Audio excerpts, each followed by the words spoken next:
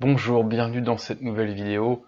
Quand on est anxieux, quand on a de l'anxiété, en fait, on a tendance à respirer à l'inverse de ce qu'il faudrait faire pour faire descendre l'anxiété. Du coup, morale de l'histoire, c'est même si en considérant qu'effectivement il y a des stimuli, c'est-à-dire des choses, des événements autour de nous qui sont effectivement des sources de stress, en fait, le stress, il va être entretenu, l'anxiété va être entretenue par la respiration qu'on a quand on se sent anxieux. Vous comprenez?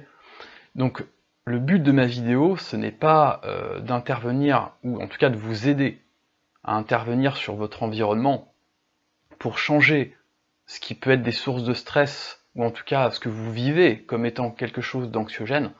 Non, le but de cette vidéo, c'est de vous apprendre, en modifiant votre façon de respirer, à calmer le niveau d'anxiété depuis l'intérieur, justement pour que vous puissiez aborder votre environnement de façon plus sereine, plus calme, et qui sait, peut-être que ce qui vous crée du stress et de l'anxiété vous en créera moins, peut-être beaucoup moins, et peut-être plus du tout.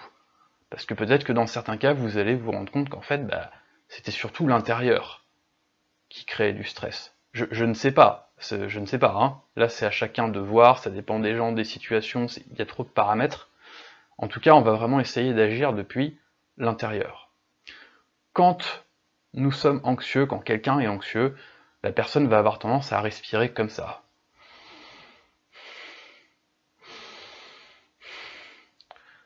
Deux paramètres. Premièrement, le rythme, la fréquence respiratoire est trop rapide. La personne respire trop rapidement et en fait elle respire trop tout court. Comme je l'ai dit dans d'autres vidéos, quand on respire comme ça, en fait il y a un phénomène bizarre, c'est qu'en fait on a moins d'oxygène. On a plus d'air, mais on a moins d'oxygène. Le deuxième problème, c'est que ça, c'est ce que j'appelle la respiration inversée. C'est qu'au lieu d'avoir une respiration diaphragmatique, en fait qu'on va mettre en place par le mouvement du ventre, je vais vous apprendre à faire ça dans 3 minutes, parce qu'avant je vais vous apprendre aussi à vous allonger par la tranche pour préserver votre colonne vertébrale. Vous allez voir ça dans un instant. C'est très important de comprendre que la respiration inversée, elle empêche le ventre de bouger comme on va apprendre à le faire. Et donc on a une respiration de sportif. C'est une respiration qu'on a quand on fait un effort physique intense. Vous savez, quand on a le cœur qui bat beaucoup plus vite, etc.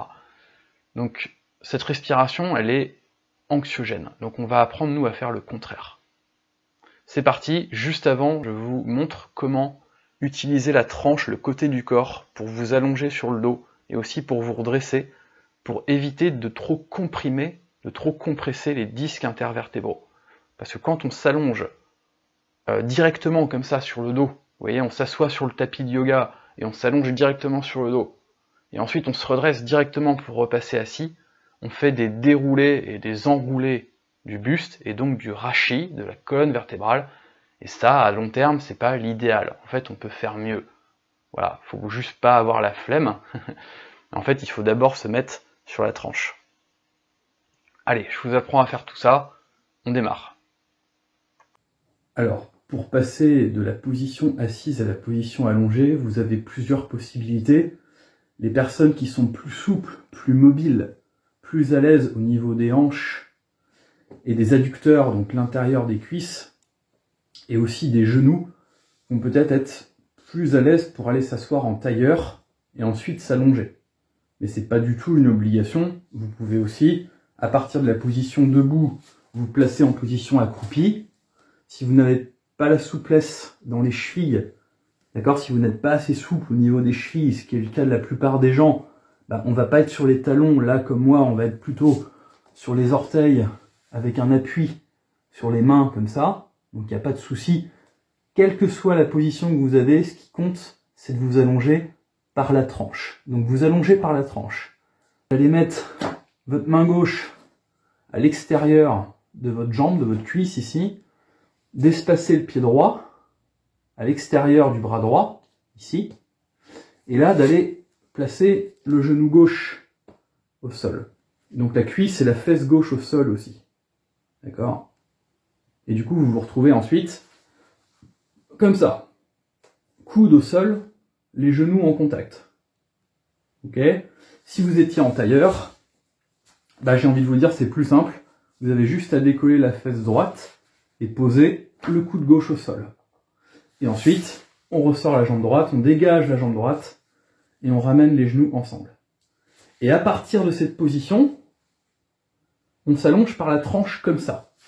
Donc là, on va étendre le bras, on va poser la tête sur le bras et on va se laisser basculer pour se retrouver sur le dos. Quand il faudra vous redresser, faites la même chose. On peut passer le bras sous la tête, main droite au sol, je pousse bien sur la paume de main, sur une expiration puissante comme ça, je redresse.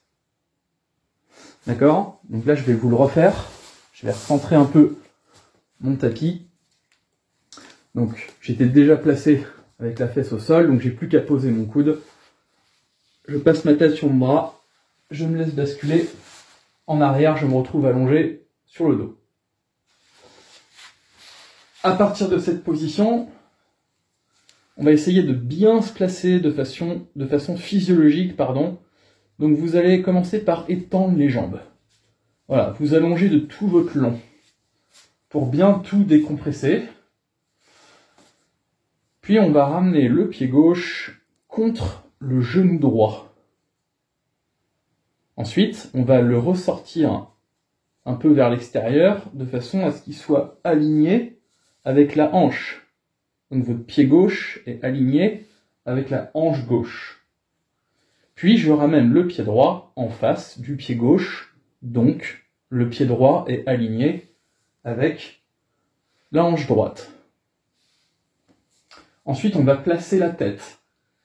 On va éviter d'être chez le coiffeur. D'accord ? Donc être chez le coiffeur, c'est beaucoup de gens dans mes cours qui souvent se mettaient comme ça.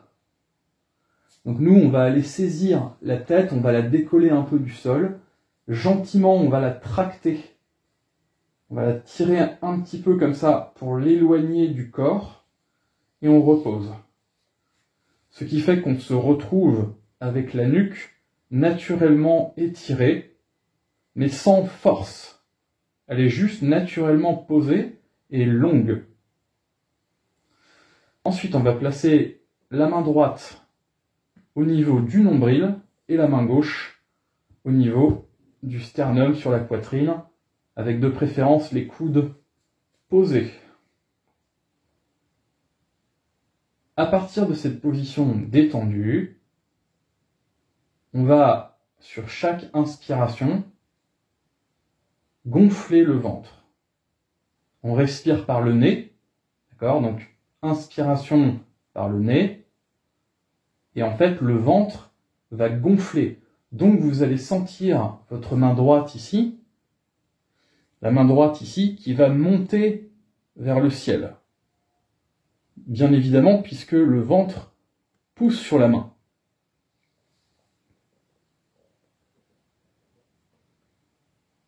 Et sur l'expiration, c'est tout le contraire. Vous allez sentir la main droite, ici toujours, qui va descendre vers le sol. Pourquoi ? Parce que le ventre dégonfle.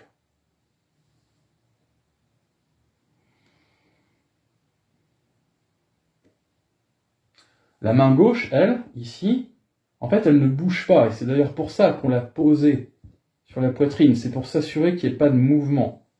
Si vous sentez que sur l'inspiration, la main gauche est poussée vers le ciel, ça veut dire que vous faites mal l'exercice parce que vous respirez en bombant la poitrine. Or, la poitrine, elle ne doit jamais bomber parce qu'elle ne doit jamais gonfler. Parce qu'on n'inspire jamais d'air avec la poitrine. D'accord ?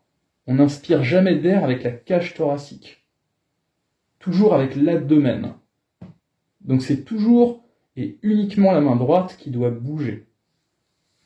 Donc sur l'inspiration, la main droite est poussée vers le ciel parce que le ventre gonfle.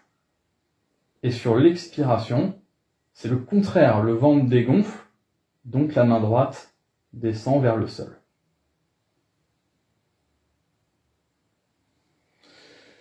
Si vous faites de l'asthme vrai, c'est-à-dire que vous avez des difficultés à expirer, vous pouvez expirer par la bouche. Mais de préférence, on essaye de toujours respirer par le nez. Inspiration, expiration par le nez. Les épaules restent basses en permanence. Sur les inspirations, il ne devrait pas y avoir les épaules qui sont tractées vers les oreilles comme ça. Non, les épaules elles doivent rester loin des oreilles tout le temps, sans crispation, détendues.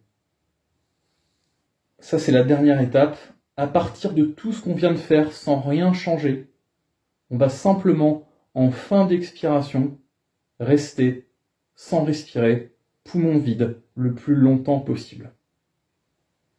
Donc, j'inspire, le ventre gonfle, j'expire, le ventre dégonfle, et je reste, sans respirer.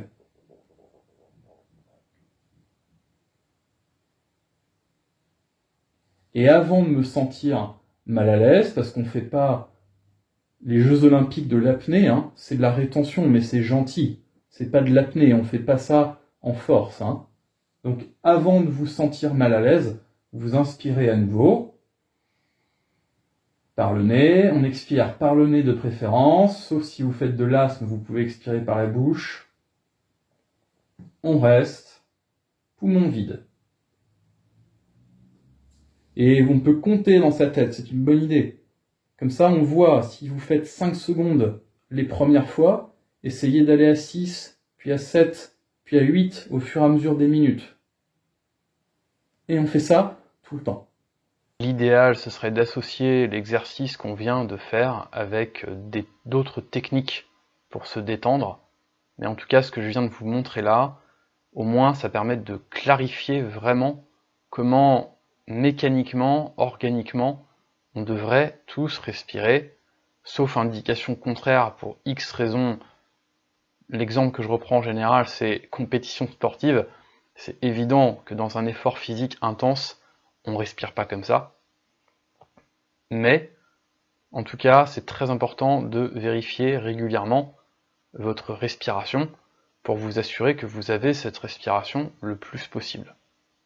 Voilà. Et si vous souffrez d'anxiété, quand vous sentez que l'anxiété monte, c'est vraiment le moment d'agir et d'intervenir, parce que vous allez probablement constater qu'en fait la respiration a recommencé à s'emballer, entre guillemets. D'accord ? Donc par exemple, si vous êtes au travail, ça peut être d'aller aux toilettes pour avoir un peu d'intimité, et là vous faites un peu d'exercice comme ça. Même en restant debout, vous pouvez le faire en restant debout, vous pouvez vous asseoir, et juste essayer de faire ça. On verra dans d'autres vidéos comment peut-être justement faire ça, cette espèce de quick relief, c'est-à-dire cette détente rapide, d'accord ? Parce qu'il n'y a pas que la respiration, il y a aussi d'autres petites techniques pour optimiser tout ça. Mais c'était important aujourd'hui, qu'on voit vraiment comment mécaniquement il est important d'apprendre à respirer. Donc, vous l'avez compris, il y aura d'autres vidéos sur le sujet. Allez, je vous souhaite une bonne journée, bonne soirée, prenez soin de vous et à bientôt.